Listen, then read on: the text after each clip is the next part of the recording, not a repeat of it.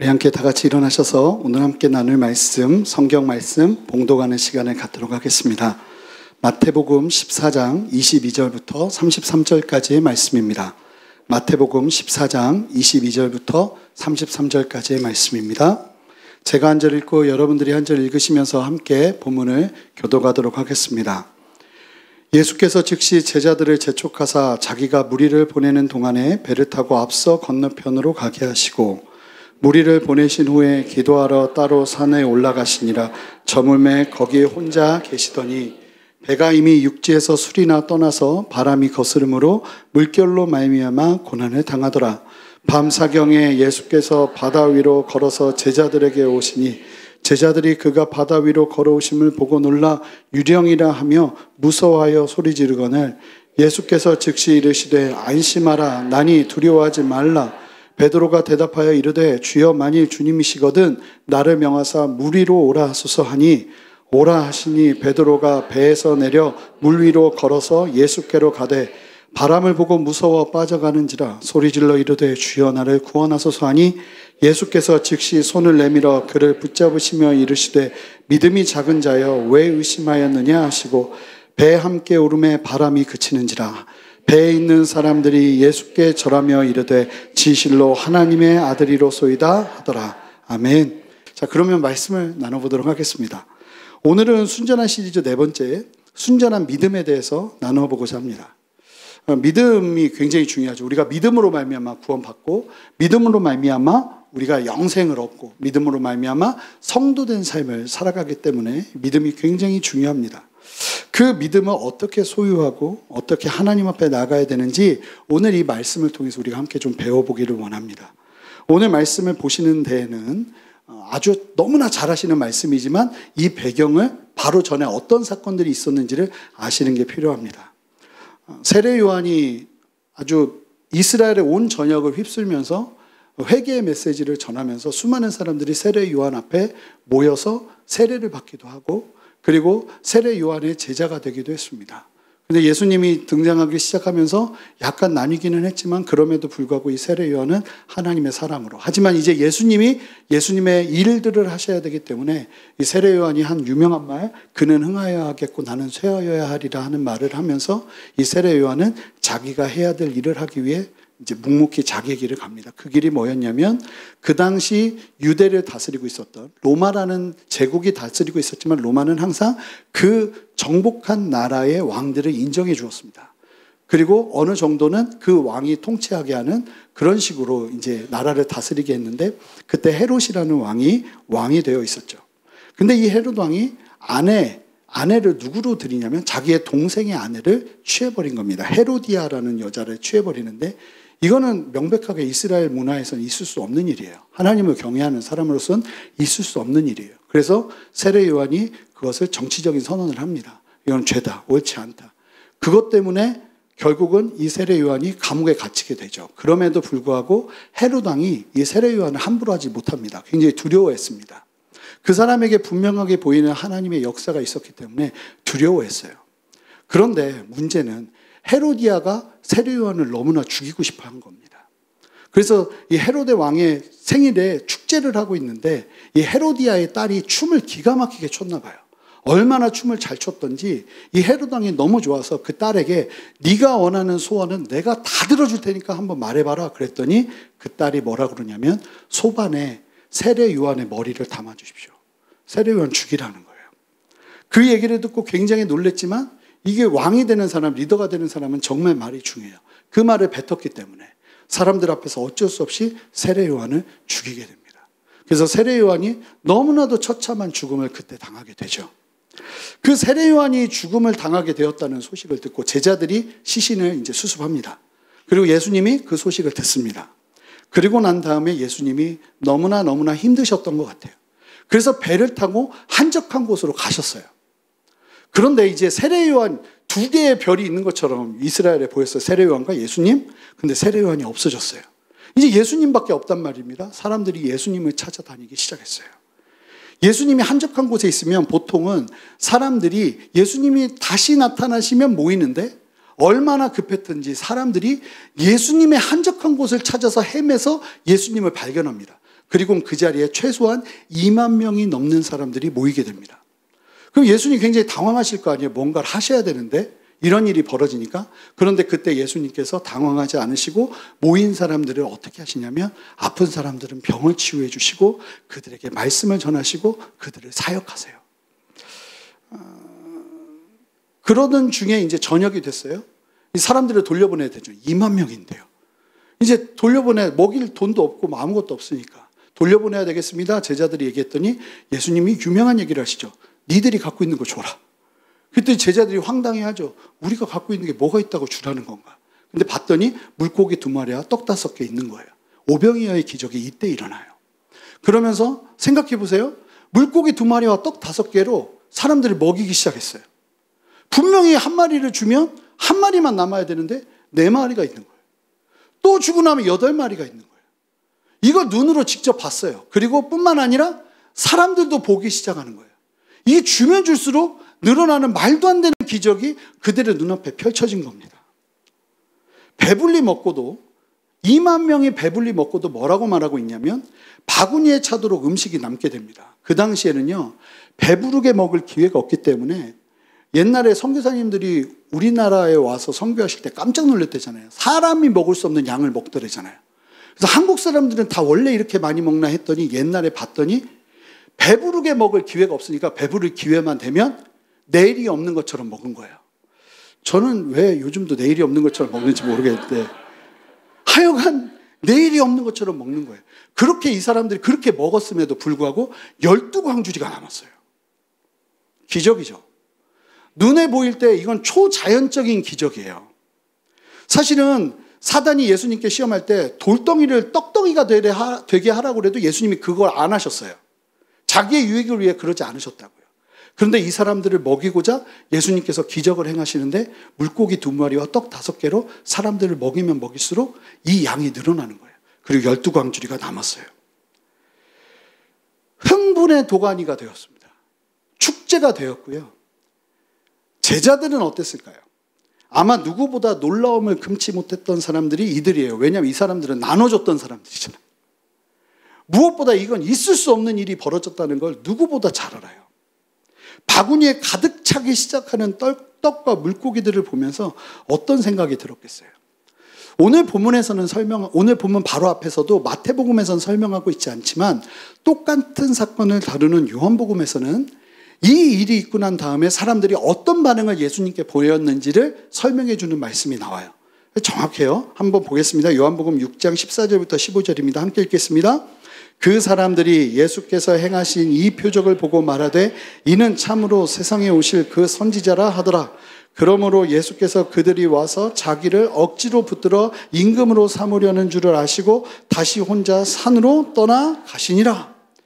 사람들이 이처럼 반응했다는 거예요. 뭐예요?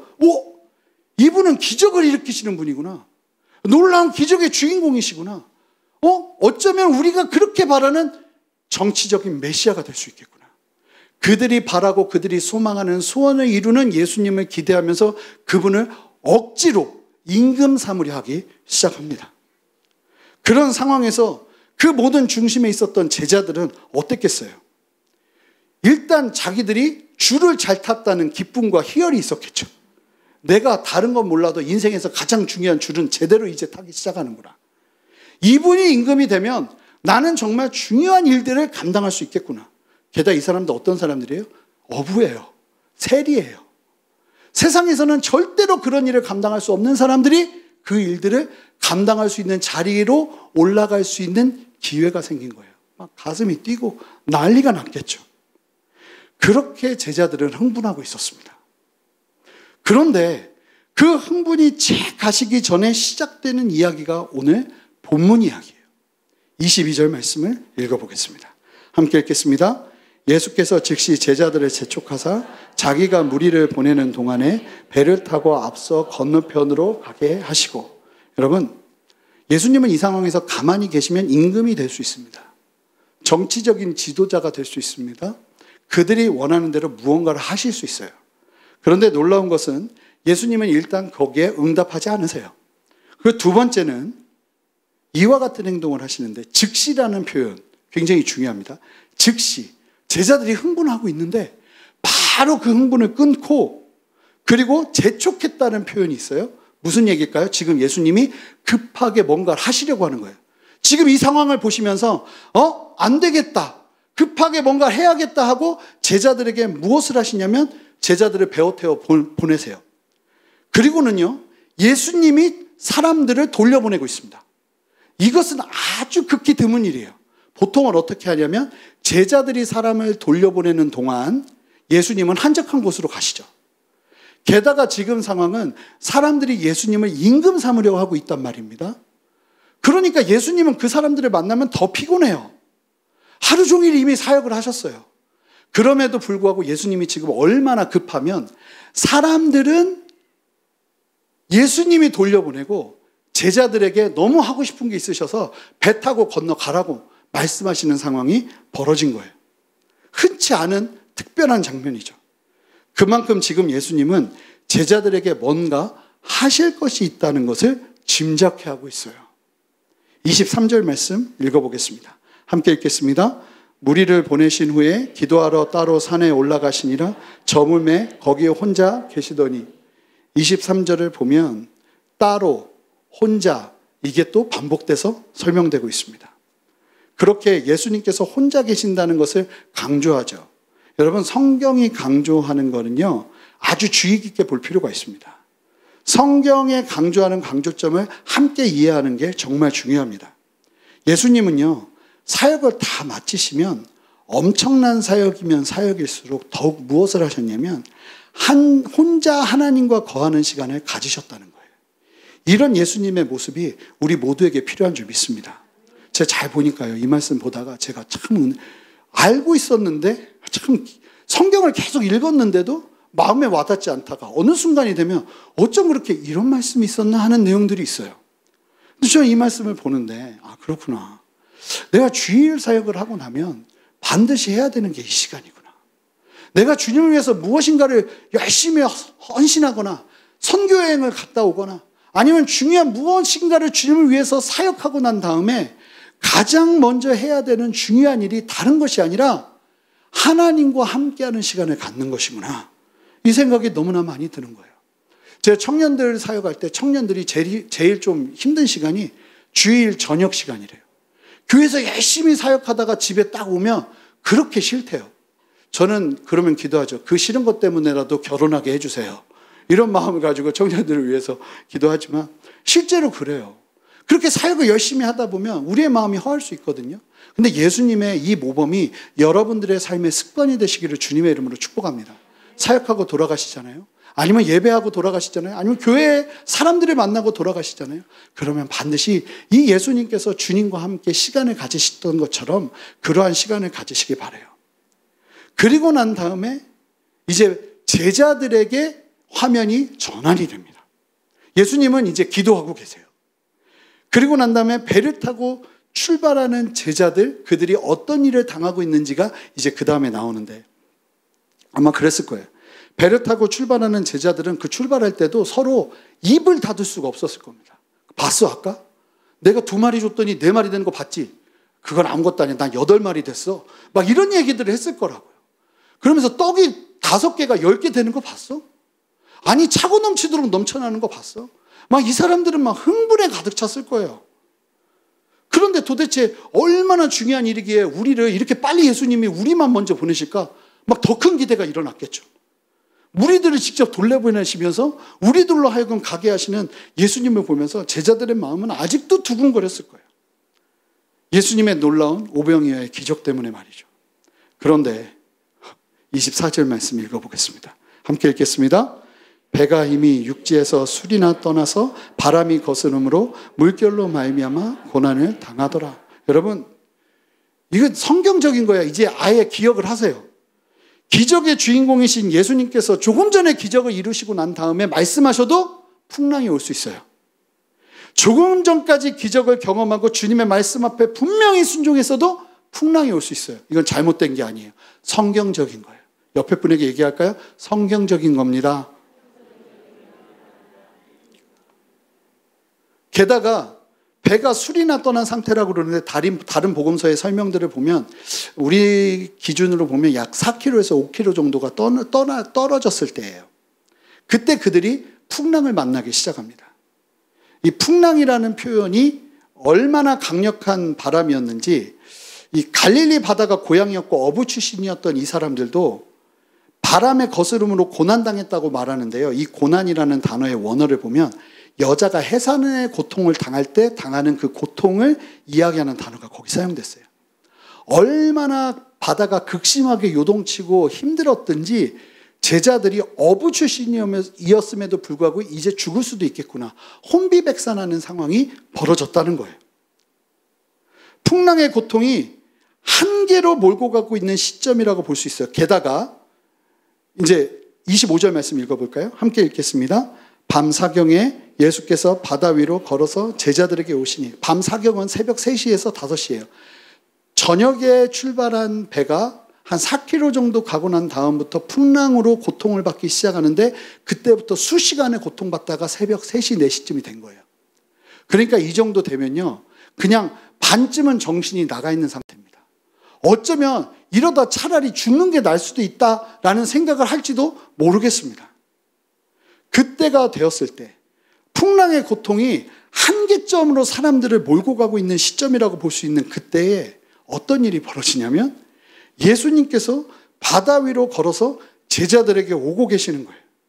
기가 막히죠. 어쩌면 오병이어의 기적보다 더 큰 기적이 지금 눈앞에 펼쳐지고 있습니다. 사람이 물 위를 걸어오고 있는 거예요. 여러분, 놀라운 사실은요, 예수님의 뜻에 따르는 순종 가운데 고난을 만날 수 있지만, 잘 보세요. 여기서 제자들이 예수님을 부르지 않았잖아요. 근데 예수님이 말씀하시는 것 때문에 가다가 풍랑이 왔잖아요. 어떤 일이 있을까요? 예수님이 먼저 찾아오세요. 할렐루야. 그것도 어떻게 찾아오시냐면 우리를 힘들게 하는 그 풍랑을 밟으면서 걸어오시면서 우리에게 찾아오신다는 거예요. 그러면 제자들은 뭐라고 해야겠어요? 할렐루야를 외쳐야 될 거 아니에요? 근데 외치긴 외치는데 할렐루야를 외치는 게 아니라 비명을 외치기 시작합니다. 26절 말씀 읽어보겠습니다. 함께 읽겠습니다. 제자들이 그가 바다 위로 걸어오심을 보고 놀라 유령이라 하며 무서워하여 소리 지르거늘. 자, 기가 막힙니다. 예수님을 보고 뭐라고 하죠? 유령이래요. 비명 지르는 거예요. 그도 그럴 것이, 저도 예전에 들었는데 예수님이 이렇게 막 극심한 풍랑을 걸어오면 예수님이 거의 강시처럼 오는 거죠. 보였다 안 보였다, 보였다 안 보였다 막 이러면서 오고 계시는 거예요. 그런 상황에서 사람이 막 걸어오고 있으니까 예수님처럼 보여도 당연히 어쩌면 제자들이 유령이다 하면서 비명을 지를 수 있는 상황일지도 몰라요. 그럼에도 불구하고 제자들이 뭐라고 말하냐면 예수님을 보고 놀랬다고 하지 않고 물 위를 걸어오시는 것을 보고 놀랬다고 얘기해요. 그 자체가 이해가 되어지지 않는 상황에서 그들을 충격 가운데 몰아넣은 거죠. 그런데 조금만 생각해 보면 조금 전에 어떤 일을 경험했던 사람들이 제자들입니까? 오병이어의 기적을 경험했던 사람이에요.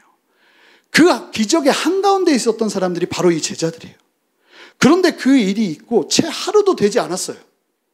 풍랑을 만나고 해산의 고통과 같은 고난 속에 있게 되자 도대체 그 기적의 기억은 다 사라져 버렸어요. 물 위를 걸어오시는 예수님을 보고도 알아보지 못하고 유령이라고 소리 지릅니다. 오셔도 너무 상식을 뛰어넘어서 오시니까 그럴만도 하겠다 싶지만 조금 전에 기적을 경험했던 사람이라면 약간은 예수님을 기대할 수 있지 않을까 싶은 마음도 듭니다. 그러나 너무나 당황한 제자들은 예수님을 보고도 유령이라 하죠. 이때 제가 천국 가면 가장 먼저 만나고 싶은 이분이 등장합니다. 제자 중에 나서기 좋아하는 그분 베드로가 갑자기 예수님 일단은 27절을 볼게요. 27절 읽어볼게요. 함께 읽겠습니다. 예수께서 즉시 이르시되 안심하라 나는 두려워하지 말라. 유령이다 소리를 지르고 나니까 예수님이 나니까 두려워하지 마. 나야. 니들 스승 예수야 라고 얘기하셨어요. 근데 이때 우리 베드로 그분께서 그냥 본능적으로 뭐라고 이야기를 하냐면 28절 말씀 읽어보겠습니다. 대답하여 함께 읽겠습니다. 베드로가 대답하여 이르되 주여 만일 주님이시거든 나를 명하사 물 위로 오라 하소서 하니. 이게 참 베드로가 믿음이 있는 것처럼 보이지만 이거 잘 보면요 무슨 얘기예요? 만일 주님이시거든. 예수님께서 나니까 두려워하지 말라고 했는데 만일 주님이시거든 무슨 얘기일까요? 못 믿겠다는 거예요. 진짜 주님이면, 지금 눈앞에 물 위를 걷고 있는 당신이 진짜 예수님이면 뭐 해달라는 거예요? 나로 하여금 나도 물 위를 걷게 해달라는 거예요. 어떻게 보면 참 믿음 있는 것처럼 보이지만 어떻게 보면 진짜 못 믿고 있는 거예요. 그런데요, 저는 이 대책 없는 베드로의 이 솔직한 고백이 너무나 중요하다는 생각이 듭니다. 여러분 믿어지지 않잖아요? 그럼 어떻게 하세요? 그냥 믿어야 되나? 아니요. 이 베드로처럼 하나님을 향해서 소리치세요. 만일 주님이시거든 나도 주님과 같이 보게 해주십시오. 나도 주님과 같이 걷게 해주십시오. 말도 안 되는 얘기 같잖아요. 그런데 베드로가 이 질문을 했기 때문에 베드로가 물 위를 걸어요. 이 질문 안 했으면 베드로는 죽어도 못 걸어요. 그냥 예수님 걸으시는 것만 보는 거죠. 저는 여러분들 안에 이러한 베드로의 무턱대고 질문하는 이 질문을 여러분들도 함께 삶 가운데 누리시기를 바랍니다. 저 그랬어요. 하나님 정말 들풀도 먹이시는 분이세요? 그러면 저를 먹이세요. 나는 왜 맨날 일해야 먹고 살죠? 나는 주님의 부르심을 받았는데 유학생활 하면서 왜 나는 맨날 아르바이트 해야 되죠? 주님 나를 먹이세요. 그 2년 동안 아무것도 안 하고 살기로 결정하고 주님 앞에 기도했어요. 사람들이 다 굶어 죽을 거라고 그랬어요. 미국에서 아무도 도와주지 않을 거라고. 2년 동안 주께서 나를 먹이셨어요. 정말 놀랍게 먹이셨어요. 하나님이 살아계시더라고요. 그때 제가 주님 나 좀 먹이세요 하고 일을 그만두고 다 때려치고 주님만 바라보는 그 결단을 하지 않았으면 주님이 나를 2년 동안 먹이는 경험은 하지 못했을 거예요. 그렇다고 여러분 다 일 그만두라는 얘기 하는 게 아니에요. 그러시면 안 돼요. 열심히 일하셔야 돼요. 저는 주님의 부르심을 받았고 그때 특별한 여러 상황들이 있었어요. 그럼에도 불구하고 저는 주님 앞에 기도했어요. 만약에 그 말씀이 사실이라면 주님 나에게 역사해달라고. 그 기도를 주님이 간과하실까요? 예수님이요. 29절 보세요. 함께 읽어보겠습니다. 오라 하시니 베드로가 배에 내려 물 위로 걸어서 예수께로 가되. 예수님이 너 아직도 못 믿어? 이런 얘기 하지 않으세요. 뭐라 그러시죠? 오라. 기가 막힌 말씀이에요. 주님은 우리에게 그렇게 주님 정말 살아계세요? 정말 살아계신다면 나로 주로 함께 걷는 은혜, 물 위를 걷는 은혜를 허락해달라고 할 때 주님이 뭐라고 말씀하시는지 아세요? 오라고 말씀하세요. 주님이 우리에게 그리 하라고 말씀하신다는 거예요. 그러자요, 이 놀라운 단순한 베드로 이분께서는 이 상황 속에서 내가 물에 들어가면 빠질까? 내가 정말 걸을 수 있을까? 이런 이야기를 하지 않고 오라는 주님의 그 말씀 앞에 그냥 어린아이처럼 순종하며 자기의 몸을 어떻게 할까요? 물에 던집니다. 여러분 순종은 그런 거예요. 많은 생각하면 물에 못 던져요. 주님이 말씀하실 때 빨리 하는 거예요. 제가 그런 얘기 많이 하는데 너무 많이 알면 결혼 못 한다고. 아무것도 모를 때 결혼해야 된다고. 이게 맞는 비유인지는 모르겠지만 좀 비슷해요. 믿음, 주님이 말씀하실 때 오라 할 때 내가 과연 물 위를 걸을 수 있을까? 정말 나는 예수님처럼 걸을 수 있을까? 이런 생각하면서 계산 복잡하게 앉아있으면 아무것도 일어나지 않아요. 주님이 오라고 하시잖아요. 그럼 우리 어떻게 하면 될까요? 많은 생각하지 않고 그냥 가면 되는 거예요.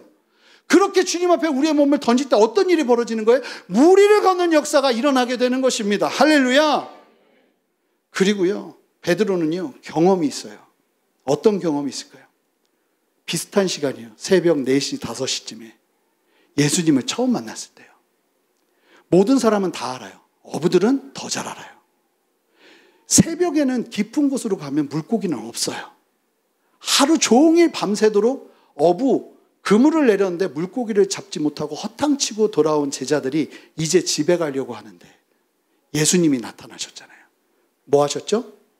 깊은 곳으로 가서 그물 내리라고. 말도 안 돼요.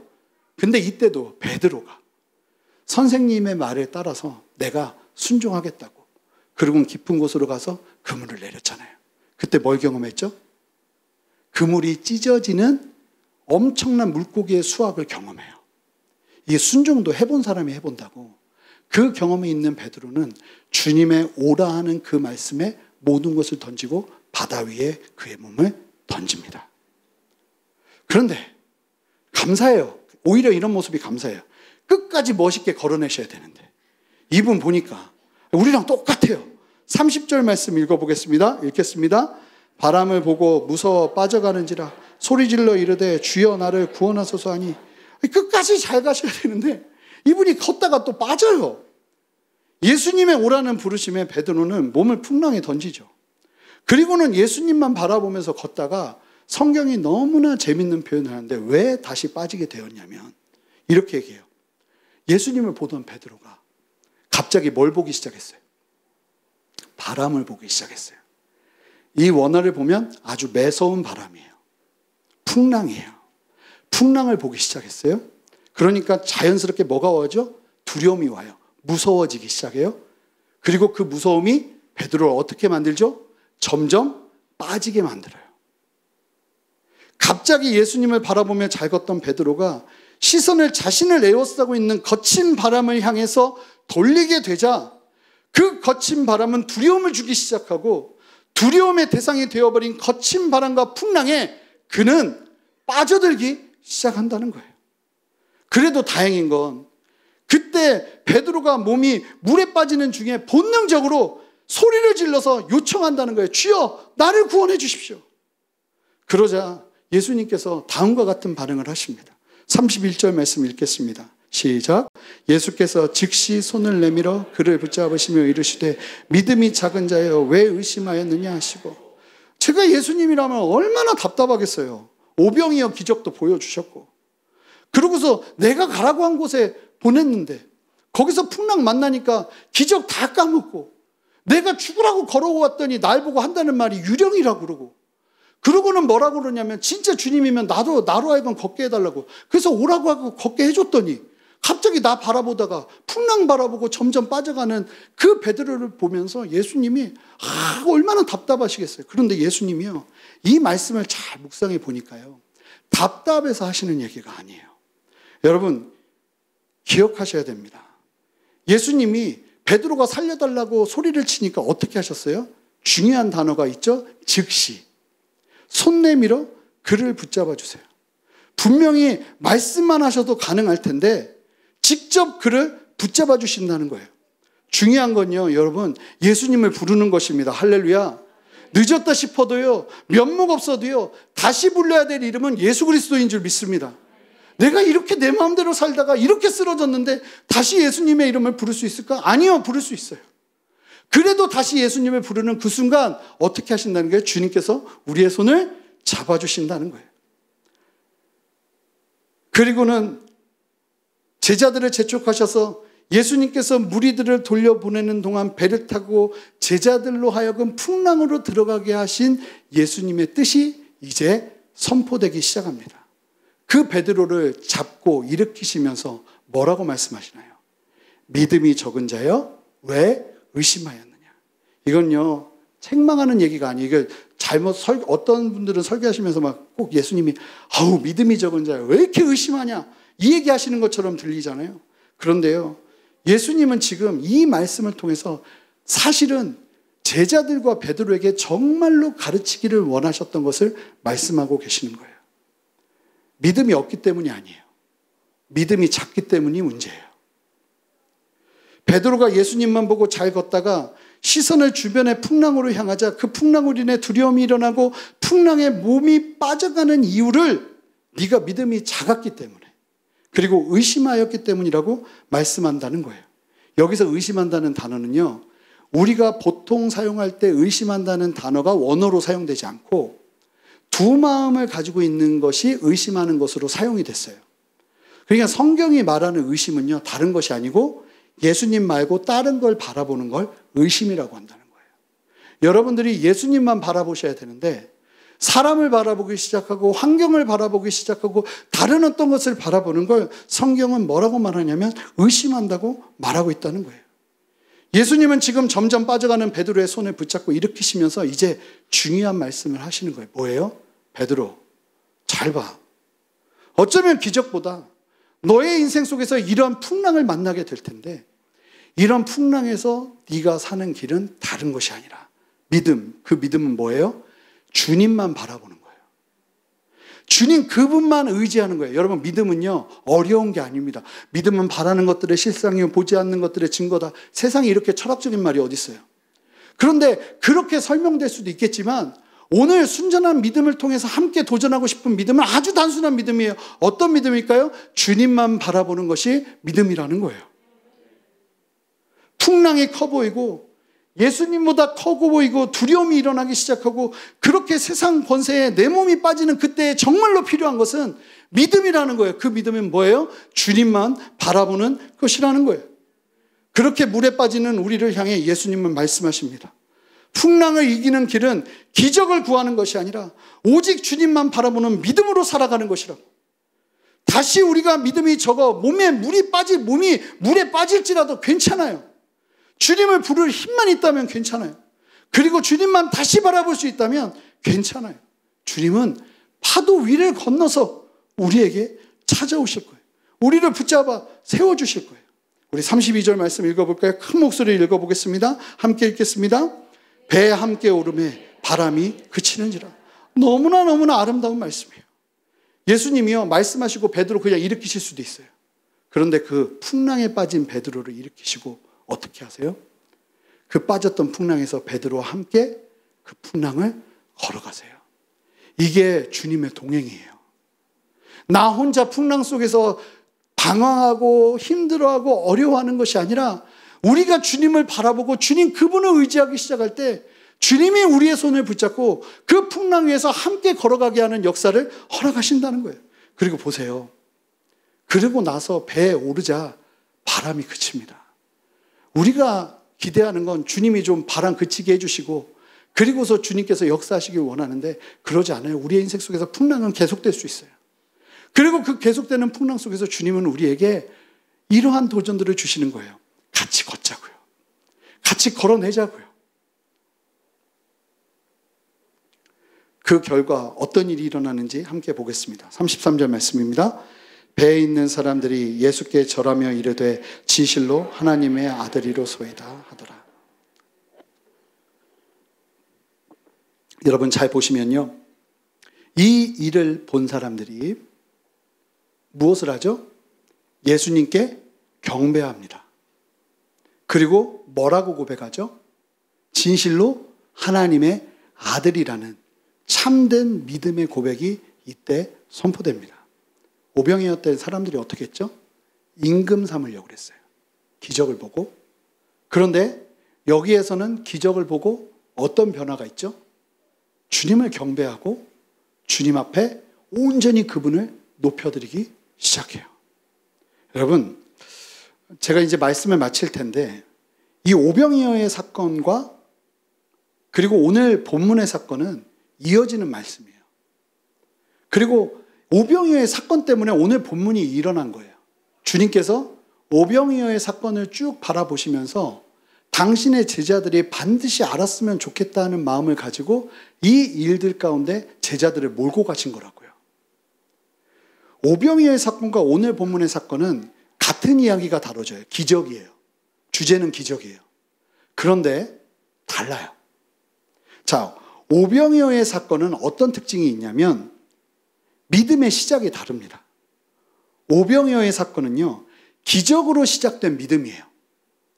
예수님께서 오병이어의 기적을 일으키시자 그 기적을 보고 사람들의 믿음이 일어나게 되죠. 그런데 재밌는 것은 그렇게 일어난 믿음이요, 얼마나 작았는지 오늘 본문을 보시면 알잖아요. 채 하루도 지나지 않아서 다 사라져요. 풍랑이 오면 사라져버리는 그런 믿음이에요. 오병이어의 사건의 결과를 보면요, 이 기적으로 시작되는 믿음의 결과가 얼마나 위험할 수 있는지를 그대로 적나라하게 보여줍니다. 어떻게 합니까? 기적이 일어나자, 그들의 마음이 일어나자, 예수님이 드러나자 그들이 예수님을 억지로 임금 삼으려 합니다. 억지로라는 말이 굉장히 중요해요. 무슨 얘기일까요? 저분의 기적을 보니까 내가 바라는 소원을 또 이루어줄 수 있겠구나. 저분의 기적을 보니까 내가 바라는 어떤 간절한 소원을 저분은 이루어줄 수 있겠구나.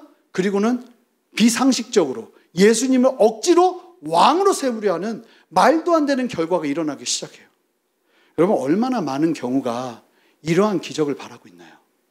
주님이 행하시는 기적을 듣고 나면 바로 드러나는 생각은, 그러면 나도 좀 주님이 그렇게 해주시면 얼마나 좋을까. 그런데 아시죠? 예수님 지금 대꾸도 안 하시고 무리들을 돌려보내시면서 두 번째 기적을 보여주시는데 오늘 본문의 기적은 조금 달라요. 설명되는 믿음의 순서가 어떻게 되냐면 믿음으로 시작되는 기적이에요. 예수님만 바라보는 순전한 믿음을 통해서 참된 기적이 일어나죠. 예수님만 바라보니 어떤 결과가 일어나나요? 예수님만 드러나고 예수님만 영광 받으세요. 예수님만 바라보는 믿음을 통해 경험되는 기적은 같은 예수님의 신성이 드러나도 억지로 예수님을 붙잡고 늘어지지 않고요. 어떻게 하는지 아세요? 그분을 경배하기 시작해요. 너무 놀라워요. 그리고는 사실은 그때 어느 누구도 고백하지 않은 고백이 이때 선포됩니다. 진짜 하나님의 아들이시구나. 사랑하는 성도 여러분, 예수님께서 그렇게 급하게 제자들에게 가르치고 싶었던 것은 다른 것이 아니고요. 주님만 바라보는 믿음을 통한 주의 역사와 능력과 기적을 보는 인생이 얼마나 중요한지를 말씀하고 싶은 것이에요. 여러분, 순전한 기도의 원칙과 굉장히 유사하지 않아요? 먼저 그의 나라와 의를 구하래잖아요. 먼저 그의 나라와 의를 구하면 기적은 일어나요. 이 모든 것을 너희에게 더하시는 거예요. 하나님이요, 너희가 먼저 이 모든 것이 더해지는 것을 보고 난 다음에 먼저 그의 나라와 의를 구해 이렇게 얘기하지 않으세요. 그런 식으로 일하지 않으세요. 먼저 그의 나라와 의를 구하는 참된 믿음의 결단을 하고 나면 그 다음에 기적은 일어나는 거예요. 똑같아요. 마찬가지예요. 우리의 삶에 얼마나 많은 풍랑이 있습니까? 재정의 풍랑, 사람들과의 관계의 풍랑, 질병의 풍랑, 내 힘으로는 전혀 감당할 수 없어서 혼비백산하게 만드는 얼마나 많은 어려움들이 우리의 인생 가운데 있습니까? 그런데 주님은 말씀하시는 거예요. 오늘 말씀을 통해. 진짜 그런 풍랑들 가운데서 중요한 것은 기적이 아니라, 기적을 바라는 것이 아니라, 거기서 정신 차리고 우리가 해야 되는 것은 다른 것이 아니라 먼저 주님을 바라보고 주님만 의지하는 우리의 믿음이라는 것을 주님은 우리에게 도전하고 계시는 거예요. 여러분을 두렵게 하는 시선이 있습니까? 여러분, 주님이 오늘 이 말씀을 통해서 지금 여러분들에게 외치고 계세요. 눈 들어! 그거 보지 마! 풍랑 보면 너는 죽어! 끝나! 너를 삼킬 거야! 나만 봐. 나만 봐. 죽어. 끝나는 거야. 우리에게 말씀하시는 거예요. 제가 이 말씀 나누려니까 주님이 막 지난주를 저를 얼마나 많이 막 풍랑 가운데로 저를 흔드셨는지 몰라요. 근데 그 풍랑을 보고 있으면 계속 무서워요. 무서워요. 못 가요. 죽을 것 같아요. 그런데 그 풍랑 속에서 우리가 살 수 있는 유일한 길은 뭔지 아세요? 눈 들어서 주님 보는 거예요. 그 믿음 가지고 사는 거예요. 우리가 함께 이제 주의 만찬을 할 거예요. 뭐 하는 거냐면 우리의 시선을 주님의 십자가, 예수 그리스도의 고난, 예수 그리스도의 죽으심과 예수 그리스도의 살리심, 그 앞에 우리의 시선을 맞출 겁니다. 오늘 함께 무리를 걷는 은혜가 있기를 원합니다. 여러분들을 그토록 애워싸고 힘들게 했던 그 풍랑에서 이제 눈을 들어 주님을 바라보며 주님과 함께 걸어내는 저와 여러분 되시기를 주님의 이름으로 축복합니다. 함께 기도하겠습니다. 존귀하신 주님, 이 시간 우리에게 말씀하시는 주님, 우리에게 역사하시는 주님, 믿음의 눈 들어 바라봅니다. 이 시간 우리 안에 우리의 시선을 주님께로 향할 수 있도록 주여 은혜 베푸시고 역사하여 주시옵소서. 주님만 바라보는 것이 우리가 기적을 구하는 것보다 훨씬 중요한 것임을 보게 하시고 알게 하셨사오니 이제 그 순전한 믿음으로 주 앞에 서겠습니다. 주님 역사하시고 함께하여 주시옵소서. 예수 그리스도의 이름으로 감사하며 기도합니다. 아멘.